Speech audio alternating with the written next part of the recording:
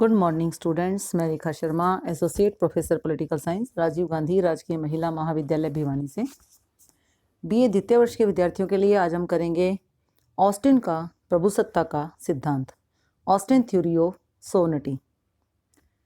Austin का प्रभुसत्ता का सिद्धांत, जिसे कि वैधानिक प्रभुसत्ता का सिद्धांत कहते हैं या एकल प्रभुसत्ता का सिद्धांत भी कहते हैं। प्रभुसत्ता के व्याख्याकारों में इंग्लैंड के प्रसिद्ध विधिशास्त्री जॉन ऑस्टिन का प्रमुख स्थान है। 1832 में उन्होंने अपनी प्रसिद्ध पुस्तक लेक्चर्स ऑन जूरिस्प्रूडेंस में प्रभुसत्ता के विषय में बड़े विशद रूप से अपने विचार प्रकट किए।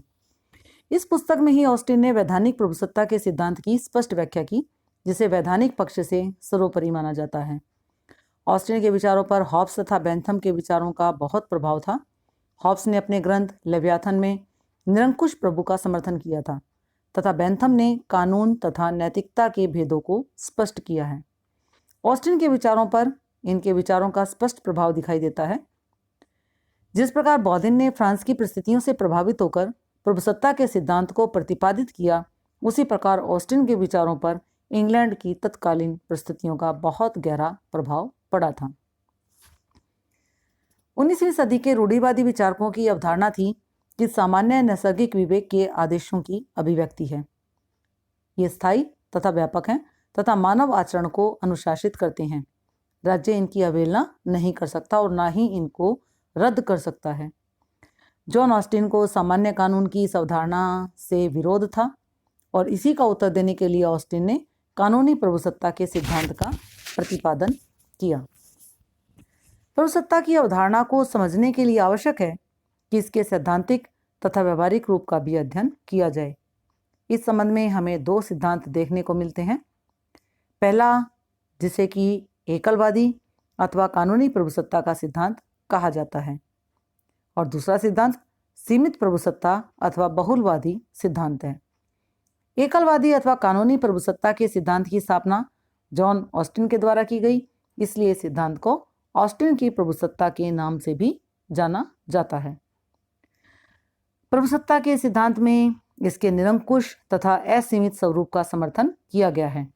ऑस्टिन ने अपने ग्रंथ न्याय शास्त्र पर लेख में कानून तथा न्याय के संबंध में विचार अभिव्यक्त किए हैं।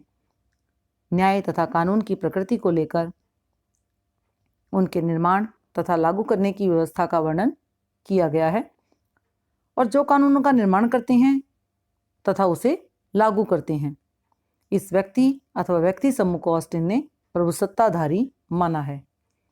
प्रभुसत्ताधारी के कार्यों तथा अधिकारों के माध्यम से उसने प्रभुसत्ता संबंधी अपने विचार अभिव्यक्त किए हैं। ऑस्टिन के प्रभुसत्ता संबंधी विचारों को एकलवादी तथा कानूनी इसलिए कहा जाता है क्योंकि उसने प्रभुसत्ता के व्यवहारिक पक्ष की अपेक्षा उसके सैद्धांतिक तथा कानूनी पक्ष का ही समर्थन किया है। ऑस्टिन ने इसके लिए प्रभुसत्ता को अविभाज्य माना है और उसके स्वरूप को एकलवादी बताया है, जो केवल राज्य में ही निवास करती है।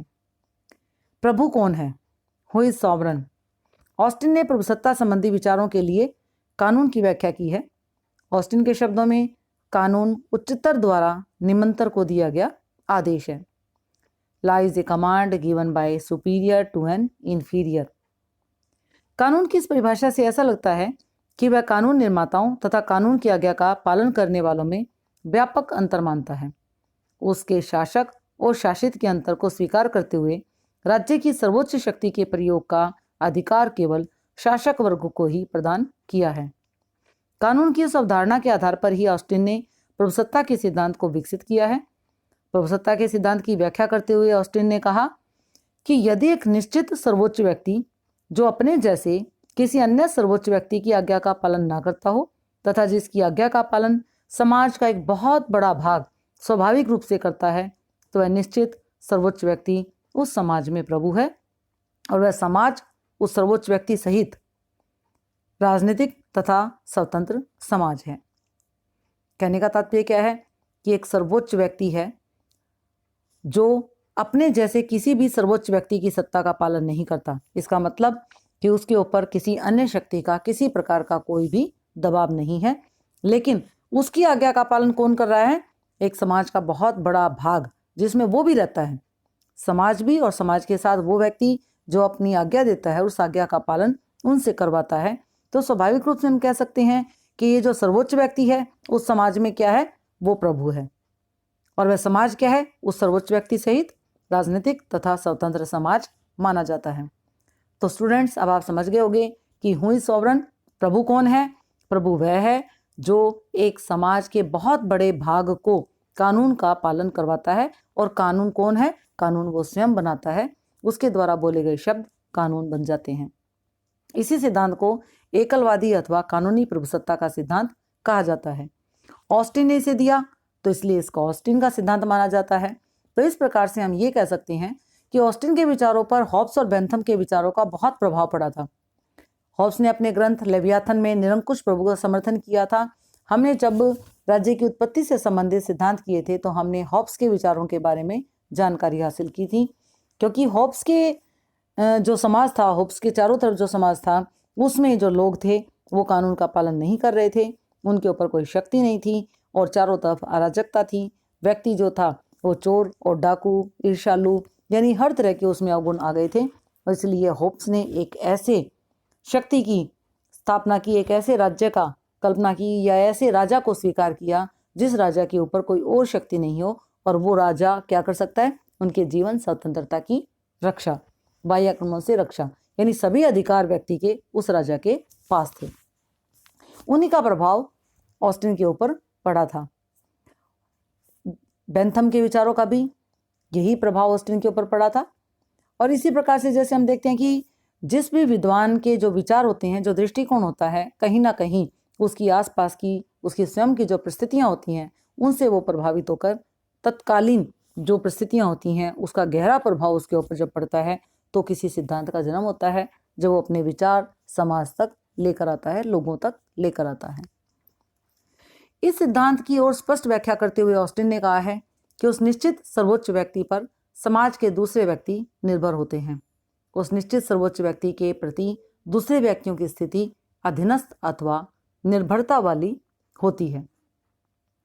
प्रत्येक कानून के निर्माण के पीछे इस निश्चित व्यक्ति की शक्ति होती है तथा समाज के अन्य सदस्य निश्चित प्रभु की आज्ञा का पालन अवश्य करते हैं।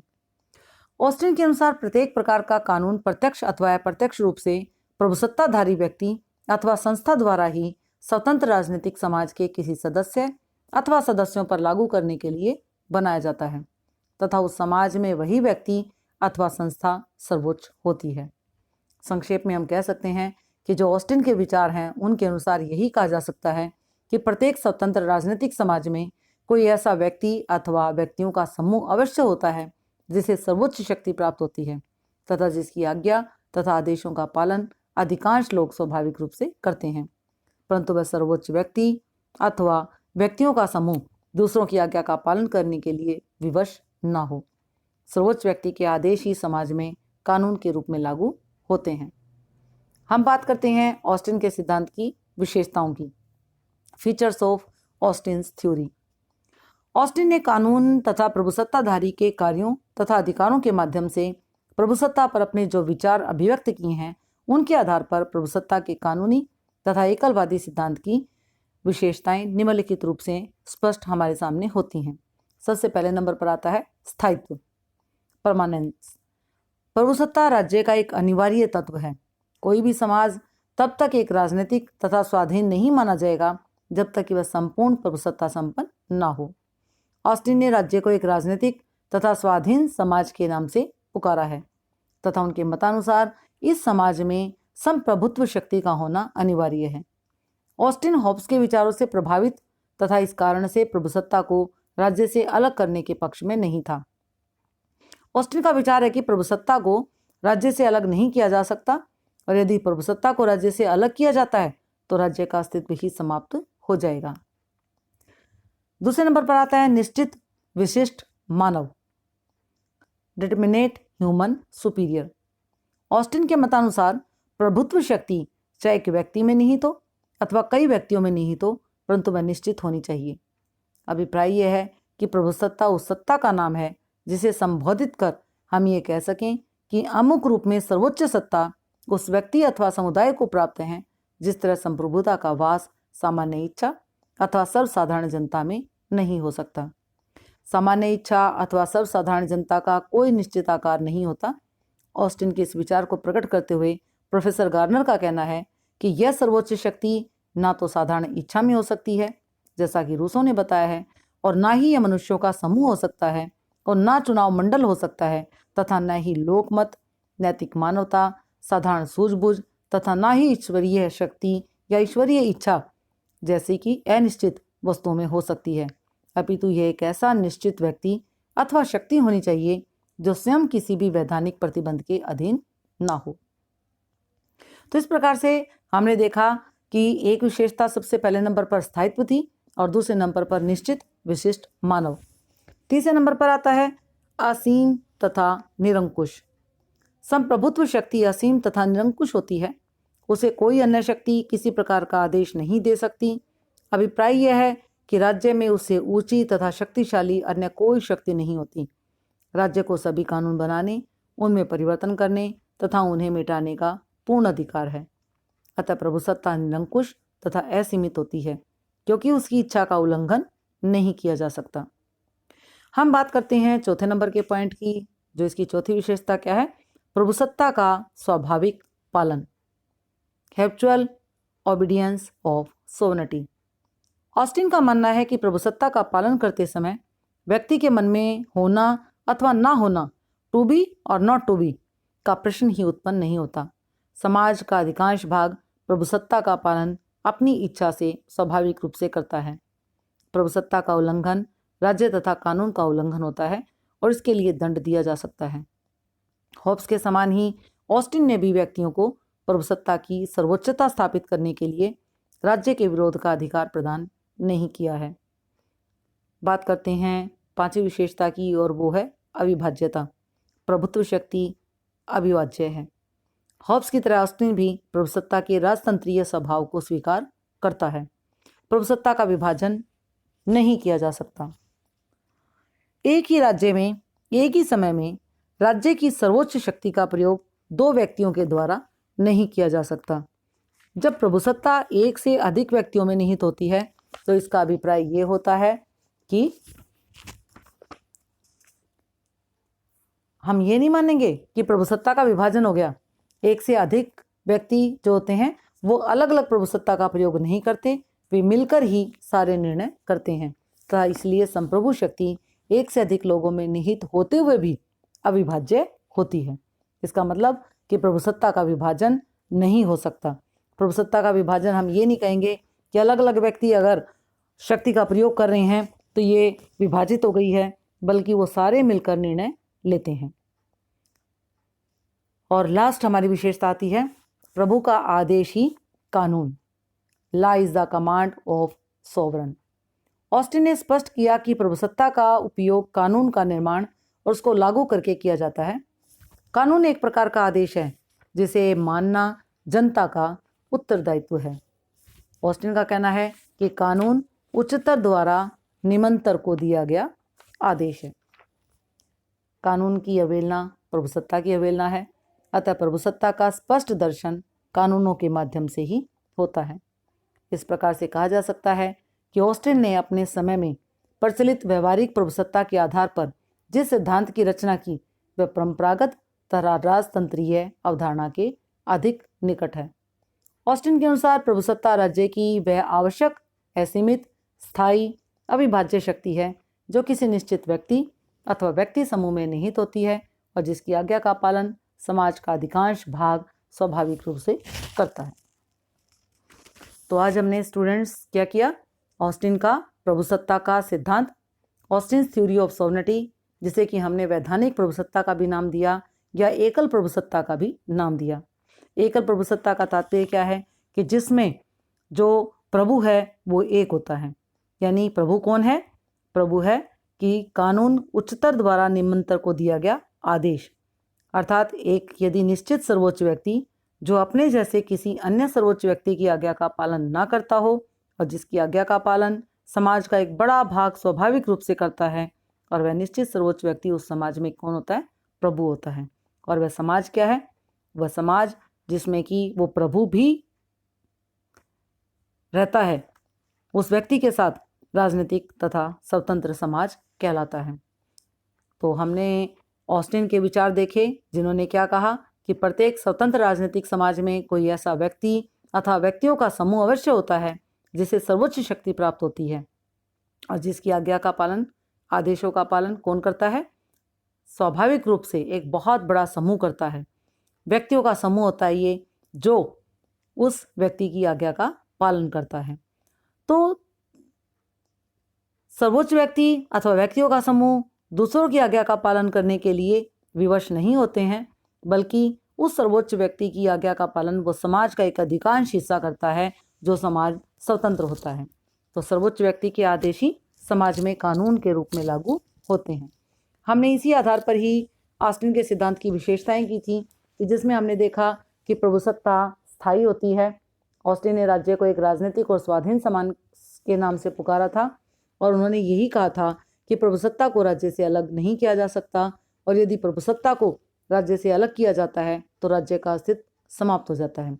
जैसे कि भारत जो है वो आज प्रभुसत्ता संपन्न देश है। अगर प्रभुसत्ता ही समाप्त हो जाएगी तो राज्य ही समाप्त हो जाता है। प्रभुसत्ता का तात्पर्य है कि जो सर्वोच्च व्यक्ति है उसके आदेशों का पालन समाज का एक बहुत बड़ा भाग करता है।